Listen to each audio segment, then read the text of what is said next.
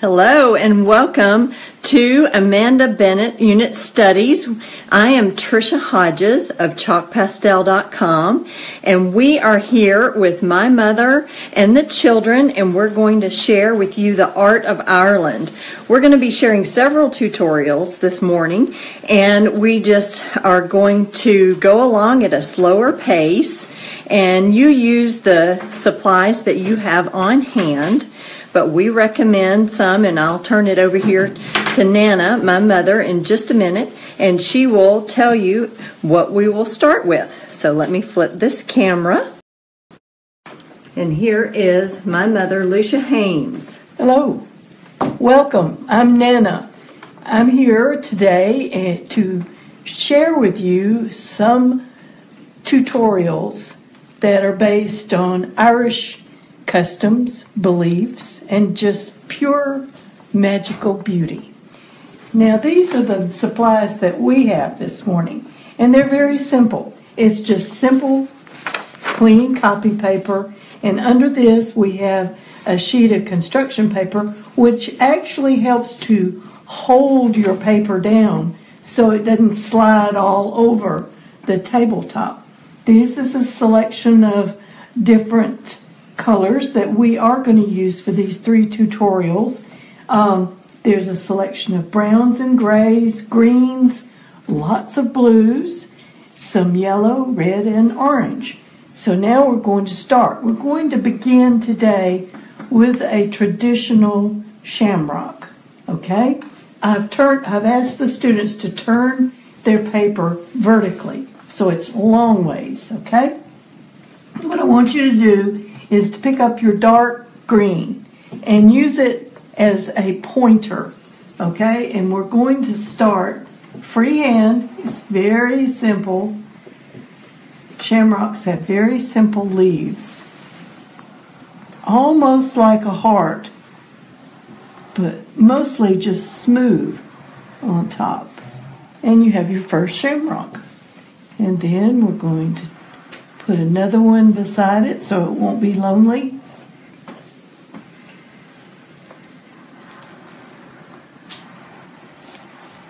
And you will notice that these are shamrocks that have 3 leaves. But because it will soon be St. Patrick's Day, we will have a 4-leaf clover or shamrock.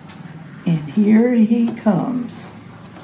2, 3, and 4.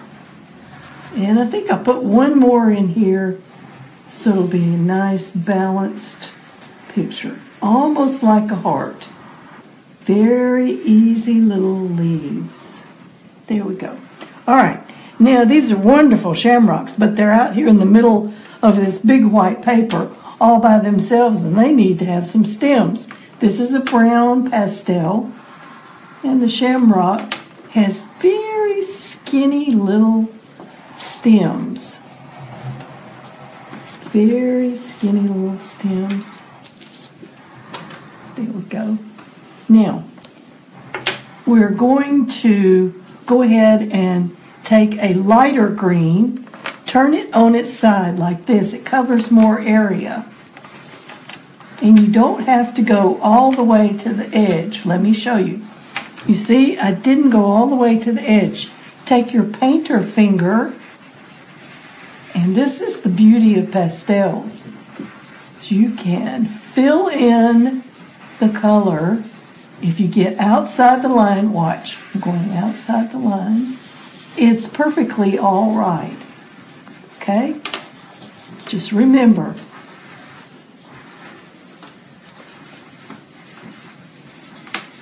use it to fill in. You don't have to go all the way to the edge.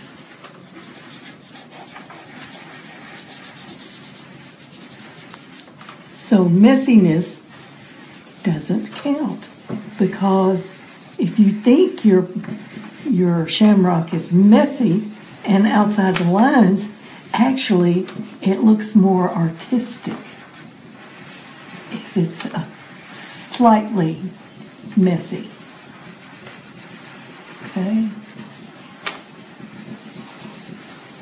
Now here we are with the dilemma again. We've got these beautiful shamrocks, and they're all ready to be seen, but they just need something else. Let's take your purple pastel and let's just turn it on its side and just add a little bit of color in between. It's okay if it gets on the green. There we go. Now, again, you can take your painter finger if you want to, and you can kind of smooth the purple or the lavender to where it's not quite so strong. It's more a little sort of hint of color.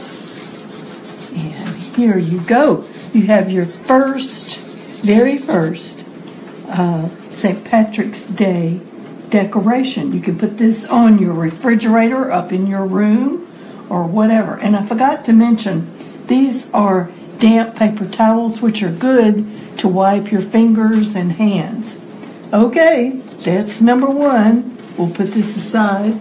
Next, we're going to go to the Cliffs of Moher, where I visited Ireland about 3 years ago. And these really are cliffs. They're several hundred feet tall.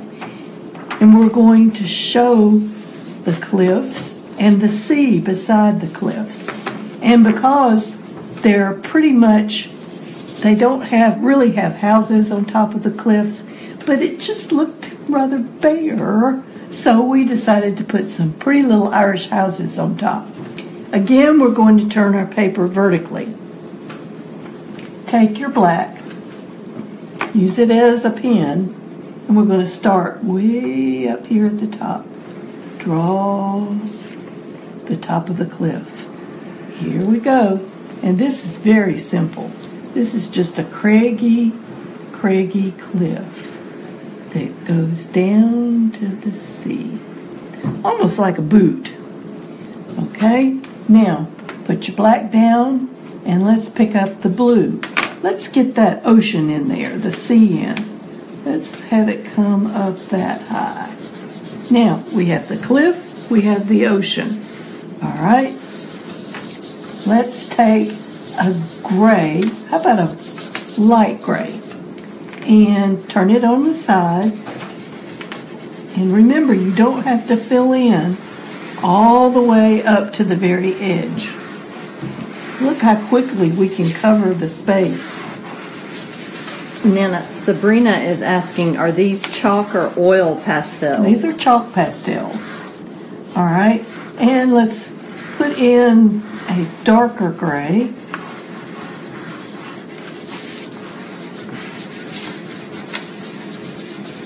Now, I didn't go all the way to the edge for a reason. The sun is shining from the right-hand side. So we want to leave the right-hand side a little bit lighter than the back side of the cliff. Okay? Now, let's finish up this sea. Let's try this color. That looks good together. You can pick out whatever colors you prefer. Now, as you see, I'm stopping right here. I'm going to have what looks like the foam or the breaking wave right here, okay? Now, I'm using a lighter blue and then going back to the dark blue to make sure everybody knows it's deep out there, okay? All right. Now,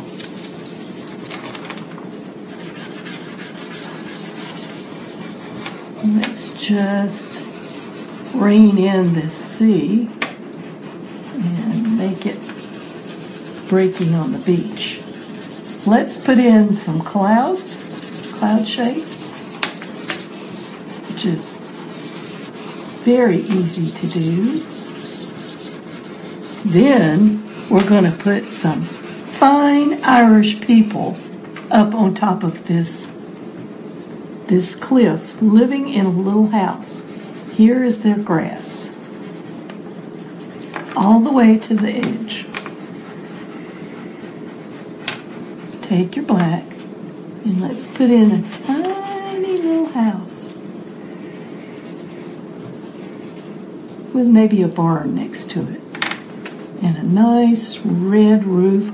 They did really have red roofs in Ireland.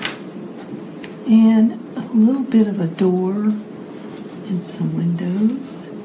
And we can actually even put a fence along here just so the children won't go fall off the edge of the cliff or their sheep. How about that? Now, all right, let's get some more sky around the clouds. And we always say the sky goes all the way down to the ground. Okay, even up here around the Irish house. Okay, see, it's very light. And then you can just smooth it in, or you can leave it the way it is. One last thing. We're going to put some birds in. And they look like these because they're seen by you, the viewer, from far away. Yeah, don't go crazy and cover up the sky with birds. Okay? And that's all there is to our Irish picture. These are the Cliffs of Moher. It's spelled M-O-H-R. Now, some of you might be familiar with these cliffs from a movie, a funny movie called The Princess Bride. And they actually did film at the Cliffs of Moher, but they, in the movie, called them the Cliffs of Insanity. So don't go crazy trying to get your picture all just so. Just remember, you are the artist, and you can make your cliffs look the way you want them to look. Okay, let's move on. Now we're going to do a traditional pot of gold. And believe it or not, I think we'll do this one also vertically. All right. Now, the actual pot that the gold is in is up to your interpretation. I had a hard time trying to figure out, what does a pot look like? So I'm going to do the best I can. You do the best you can too. Here we go.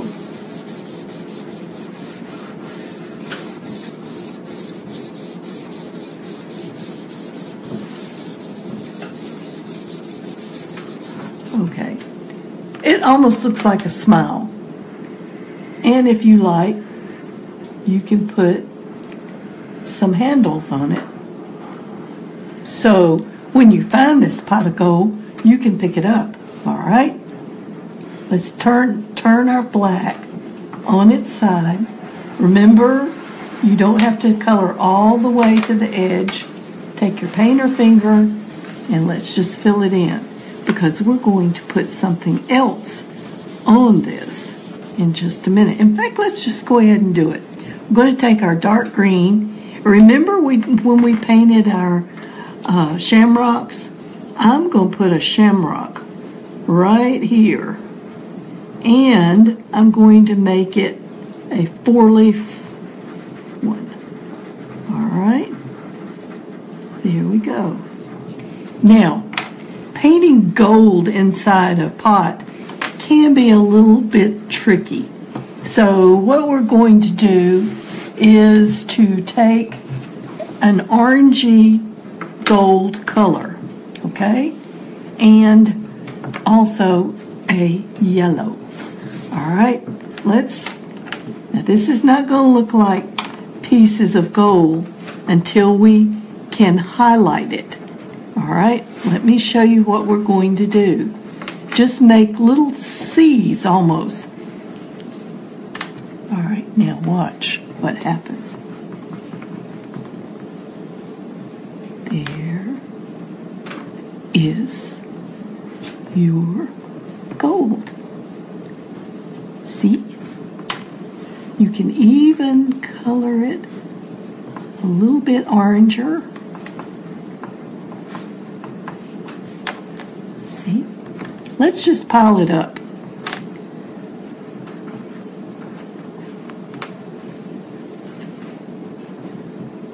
And take your red or dark orange, whichever you prefer. Remember, this is your picture. There we go. And let's have some spilling out here on the ground. There will be a ground. All right. And maybe some in front. Just make little happy, smiley coins. They look like macaroni almost. All right. Let's see.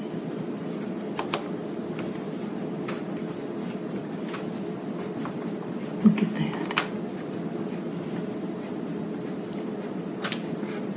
And you've got your gold there.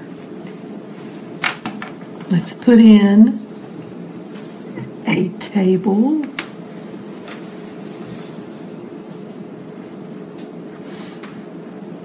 There we go. Now, where is the pot of gold?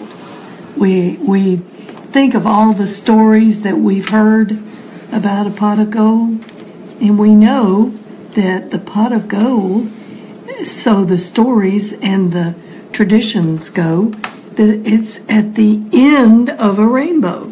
So let's see if we can figure out how to put a rainbow in coming down to our pot of gold to show, oh my goodness, that's where it is. Start with your red, and we're going to start at the very top of your page.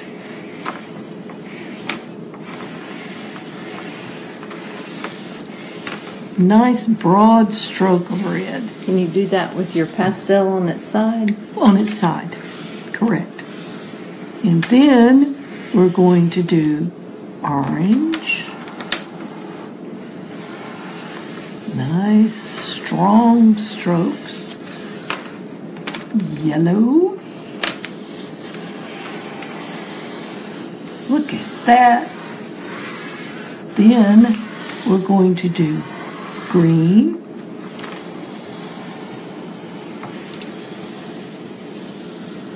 And then, how about blue? Now, I've run out of space going to my pot, but you get the idea, it's going there. And last of all, the purple.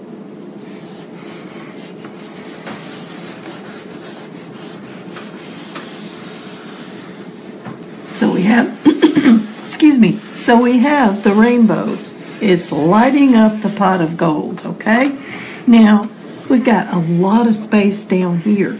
You may want to fill it up with some pieces of gold, but I would prefer, this is what I would do. I would just put a nice tablecloth or a covering to the table. Now, don't stress about getting it around your gold, okay? Take your painter fingers and smooth it in. And smooth it on down to the end.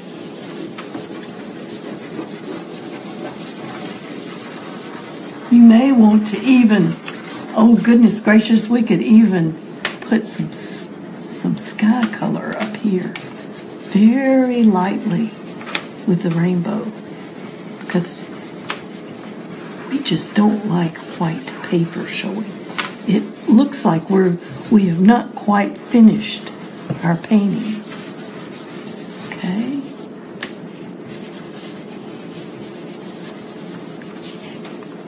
And I think we're just about through. Sometimes I take my rainbow and just sort of smudge it a little bit so it looks like it's shimmering. Okay? There we go. And there is our pot of gold. So we have enjoyed having you visit with us today. We've done 3 very quick tutorials, and I think we've all had fun. Remember, you may use the colors that you prefer, if you like, when you're drawing, but try my colors first, then explore on your own. Be sure that you sign your name in the corner of each one of your pastels. I'm going to do mine right here, Nana. Then flip it over on the back and name it. You can name it Pot of Gold or St. Patrick's Day Surprise, and put the date on it that you painted it. And then go show it to your family and your friends, and we all know what they're going to say. They will say, "You are an artist." Now, we would like to thank Miss Amanda Bennett for having us today. Thank you, Amanda Bennett. We've had a wonderful time doing this. And I want to let all of you artists know that if you feel like we've gone a little bit quick with these tutorials, you are free to watch this again at your own pace. Watch it over and over again and enjoy this. And you can do it as many times as you would like. And I would love for you to please take a picture of your paintings and share them at the hashtag You Are an Artist. You can share them here on the Unit Studies by Amanda Bennett Facebook page. You can share them on Instagram or on Facebook, and we will be watching for those because we would love to comment and see all that you have been doing. We also want you to know that you can find us at chalkpastel.com, and Miss Amanda Bennett is having a sale at unitstudy.com. Thank you very much for joining us, and I do see that there is a question about the type of paper that we use. Can you answer that, Nana? Well, there's all sorts of paper, but for beginning artists who haven't quite decided if they like pastels or not, and for the frugality and the affordability of this art, you can use just plain copy paper. It works. It is wonderful. We have an endless supply because we get it in reams. And also, when you get to feeling really like you want to paint, you may use construction paper too. But that is a whole nother story. But for right now, mostly we use, plain copy paper. Thank you again for joining us, and do leave us some comments and we'll be glad to follow up with some answers. We look forward to seeing you again. We share a live Facebook art tutorial at the chalkpastel.com Facebook page most every Wednesday at noon Eastern Time. And remember, you are an artist.